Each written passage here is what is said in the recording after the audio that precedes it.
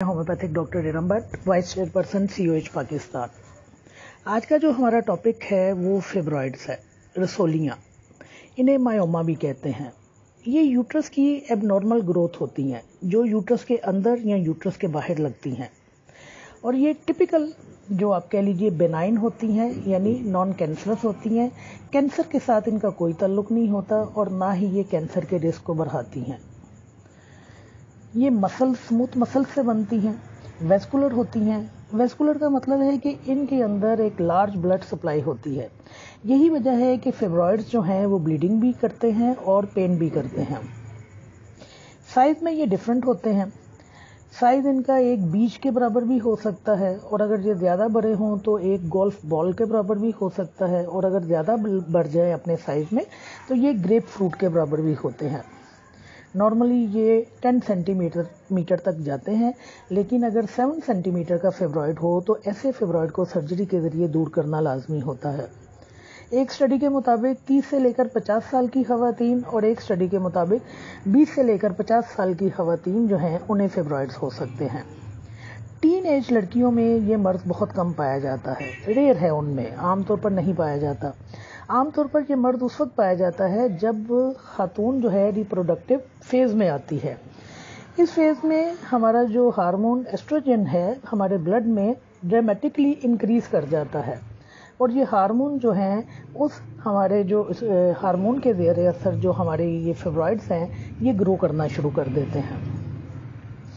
आमतौर पर ख़वातीन को पता नहीं चलता कि उनकी यूट्रस के अंदर फिब्रॉइड्स पाए जा रहे हैं, और बाज़ औक़ात तो ख़वातीन सारी ज़िंदगी इन फिब्रॉइड्स के साथ गुजार देती हैं और उन्हें किसी किस्म के साइन और सिम्टम्स नहीं आते हैं। 99% ख़वातीन जो होती हैं उनके जो फिब्रॉइड्स हैं वो बेनाइन होते हैं, और आप कह लीजिए कि ख़वातीन में अगर फिब्रॉइड पाए जा रहे हैं तो ज़रूरी नहीं कि हर ख़वातीन को फिब्रॉइड्स के साइन और सिम्टम्स सामने आएँ। जैसा कि मैंने कहा कि बाज़ ख़वातीन को सारी ज़िंदगी इल्म नहीं हो पाता कि उनके अंदर फिब्रॉइड्स पाए जाते हैं। तो फिब्रॉइड्स अगर आपके अंदर पाए जा रहे हैं या आपके पास फिब्रॉइड्स के पेशेंट आ रहे हैं तो सबसे पहले आप खुद भी इस बात को यकीनी बना लीजिए, और अपने पेशेंट को भी आप पूरी तरह से यकीन दिलवाइए कि ये जो ग्रोथ होती हैं ये बिनाइन होती हैं, इनका कैंसर के साथ कोई ताल्लुक नहीं है, ये ख़तरनाक नहीं होती हैं, ये हमारे हार्मोन के ज़ेर असर होती हैं।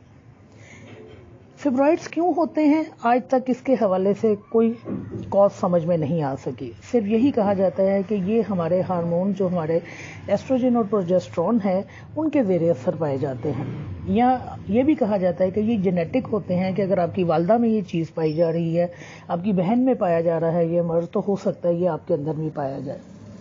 यानी ये हमारे हार्मोन जो एस्ट्रोजन और प्रोजेस्टेरोन है इन्हीं के ज़ेर असर ये ग्रोथ बनती हैं, लेकिन कोई डेफिनेट कॉज नहीं है कि फिब्रॉइड्स क्यों पाए जाते हैं। फिब्रॉइड्स की मुख्तलिफ किस्में हैं। एक इनकी किस्म जो है वो इंट्राम्यूरल है, ये सबसे कॉमन टाइप है फिब्रॉइड्स की, और ये यूट्रस की जो हमारी मस्कुलर वॉल है उसके अंदर पाए जाते हैं। दूसरी जो टाइप है वो सब सेरोजल है। ये फिब्रॉइड्स की वो किस्म है जो यूट्रस के बाहर पाए जाते हैं, और ये फिब्रॉइड अगर अपने साइज में बढ़ना शुरू हो तो आप कह लीजिए कि आपका जो एब्डोमेन है या आपकी यूट्रस जो है उस साइज से बढ़ना शुरू हो जाएगी, और देखने वाले को भी पता चलेगा कि आपके अंदर कोई ना कोई प्रॉब्लम है, कि आपका लोअर एब्डोमेन जो है वो ज़रूरत से ज़्यादा बाहर निकल आया है। एक इनकी किस्म होती है पेंडेंकुलेटेड, लटके हुए, यानी ये फिब्रॉइड जो हैं ये एक छोटी सी शाख बनती है। जैसे आपने कोई फल देखा हो, आम आपने देखा हो, उसके साथ एक छोटी सी स्टेम लगी होती है, बिल्कुल इसी तरह स्टेम बनती है और उसके साथ ये लटकते हैं, फिब्रॉइड्स बनते हैं। चौथी इनकी किस्म जो है वो सब म्यूकोजल है। ये जो है ये यूट्रस की मिडल मस्कुलर लेयर में बनते हैं, और ये ज़्यादा कॉमन नहीं होते, लेकिन सबसे ज़्यादा प्रॉब्लम पैदा करने वाले फिब्रॉइड्स यही होते हैं। ये बहुत ज़्यादा हैवी ब्लीडिंग करते हैं और कंसीव करने में बहुत ज़्यादा रुकावट बनते हैं, यानी खातून जो है इन फिब्रॉइड्स की वजह से हामला नहीं हो पाती है। इसके अलावा हमारी यूट्रस का जो मुंह है, सर्विक्स जिसे कहते हैं, वहाँ पर भी इनकी ग्रोथ बनती है। पेशेंट हमारे पास जिन सिम्टम्स के साथ आता है उनमें सबसे पहले तो हैवी और प्रोलॉन्ग ब्लीडिंग आती है। یعنی ایسے ہی خواتین جن میں فیبرائڈز بہت زیادہ پائے جاتے ہیں یا وہ قسم پائی جاتی ہے جو ہیوی بلیڈنگ پیدا کرتے ہیں، تو ان خواتین میں مینوریجیا اور میٹروریجیا دونوں پرابلمز پائی جاتی ہیں۔ ان کی بلیڈنگ جو ہوتی ہے بہت پرفیوز ہوتی ہے، بہت ہیوی ہوتی ہے اور 2 حیض کے درمیانی وقفے میں رہ کر ان کو بلیڈنگ ہوتی ہے۔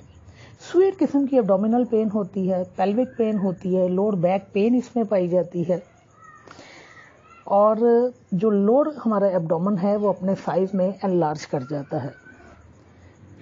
آپ اس فیبرائڈ کو اگر فزیکل ایگزامن کے ذریعے محسوس کرنا چاہے تو آپ خاتون کے پیلوک ایریا اگر فزیکل ایگزامن کیجئے، آپ کو اپنے ہاتھ کے نیچے ایک فارم میس محسوس ہوگا، یعنی آپ اس کو ہاتھ کے ذریعے بھی چھو کر دیکھ سکتے ہیں۔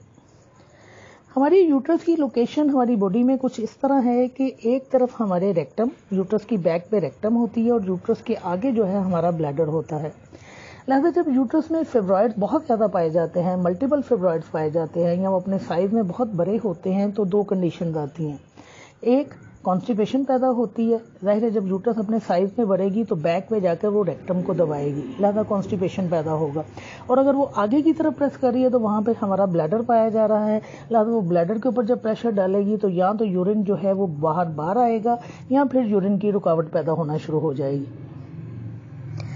اس کے علاوہ فیبرائڈز کی وجہ سے پینفل سیکشول انٹرکورس پایا جاتا ہے، لوور ایبڈومن میں بہت زیادہ ہیوینس اور فلنس کا احساس پایا جاتا ہے۔ فیبرائڈز کی وجہ سے پریگنینسی میں اور لیبر دونوں میں پرابلمز آ سکتی ہیں۔ پریگنینسی میں جو پرابلمز آتی ہیں وہ یہ کہ اگر خاتون حاملہ ہے تو فیبرائڈز اس کے یوٹرس میں پائے جا رہے ہیں، تو جن ہارمون کے زیر اثر فیٹس نے بڑھنا ہے انہی ہارمون کے زیر اثر فیبرائڈ نے بھی گرو کرنا ہے، اور فیبرائڈز کے اندر فیٹس کی نسبت ہارمونز کو قبول کرنے کی استعداد کہیں زیادہ پائی جاتی ہے۔ یہی وجہ ہے کہ جب حاملہ خاتون میں ایسٹروجن لیول بڑھتے ہیں تو فیٹس سے کہیں زیادہ تیزی سے فیبرائڈز بننا شروع کر دیتے ہیں، لہذا پریگنینسی کے دوران جتنی ایج کا بچہ ہوتا ہے اتنی ایج کی رسولی پائی جاتی ہے۔ یہی وجہ ہے کہ ایسی خواتین جو حاملہ ہوتی ہیں اور جن کی یوٹرس میں رسولیاں بھی پائی جا رہی ہوتی ہیں، ان میں نارمل ڈیلیوری کے چانسز کم ہوتے ہیں اور سیزیرین کے چانسز بہت زیادہ ہوتے ہیں۔ ڈیلیوری کے بعد چونکہ ہمارے بلڈ میں ایسٹروجن کے لیول ڈکریز کرتے ہیں، لہذا آٹومیٹکلی جو رسولیاں ہیں یہ بھی شرنک کرنا شروع کر دیتی ہیں اور اپنے پرانے سائز کے اوپر آ جاتی ہیں۔ سن یاس کے زمانے میں بھی چونکہ ہمارے ہارمون کے لیول کم ہو جاتے ہیں، لہذا یا تو یہ رسولیاں سکڑ جاتی ہیں یا آٹومیٹکلی ختم ہو جاتی ہیں۔ ایلوپیتھی میں اس کا ٹریٹمنٹ سرجری ہے، اور سرجری جو ہے وہ ڈیپینڈ کرتی ہے ان کے سائز کے اوپر، ان کے نمبرز کے اوپر، اور یہ کہ یہ یوٹرس میں کہاں پائے جا رہے ہیں، یا پھر اگر خاتون جو ہے وہ بچے چاہ رہی ہے تو اس صورت میں بھی سرجری کی جاتی ہے۔ 2 طرح سے سرجری کی جاتی ہے، یا تو فیبرائڈ کو ریموو کر دیا جاتا ہے یا پھر پوری یوٹرس کو ریموو کر دیا جاتا ہے۔ جب صرف فیبرائڈ کو ریموو کیا جاتا ہے تو ان کے دوبارہ بننے کے چانسز بہت زیادہ ہوتے ہیں، جیسا کہ میں نے کہا کہ ان کی گروتھ جو ہے ہمارے ہارمون کے زیر اثر ہوتی ہے، لہذا یہ کسی وقت دوبارہ بن سکتے ہیں۔ ہومیوپیتھی میں ہم ٹوٹیلٹی آف سمٹم کی بنیاد پر کام کرتے ہیں۔ ہمارے پاس جب پیشنٹ آتا ہے تو اس کی ہسٹری کے مطابق جون سی میڈیسن اس کے سمٹمز کے قریب ترین ہوتی ہے، ہم اس میڈیسن کو استعمال کرواتے ہیں۔ آپ چاہیں تو آپ میازمیٹکلی بھی ان کو ٹریٹ کر سکتے ہیں، اور آپ چاہیں تو ان کو بلیڈنگ اور نان بلیڈنگ کی بنیاد پر بھی ٹریٹ کر سکتے ہیں۔ فیبرائڈ جو ہوتے ہیں یہ سائیکوٹک میازم کو ظاہر کرتے ہیں، لہذا ایسی میڈیسن جو اینٹی سائیکوٹک ہوتی ہیں آپ ان کا استعمال کر سکتے ہیں، جیسے تھوجا ہے، میڈورائنم ہے۔ آپ ان کو نان بلیڈنگ کی بنیاد پر بھی ٹریٹ کر سکتے ہیں، اور بلیڈنگ اگر یہ کر رہے ہیں تو اس کی بنیاد پر بھی آپ ان کو ٹریٹمنٹ دے سکتے ہیں۔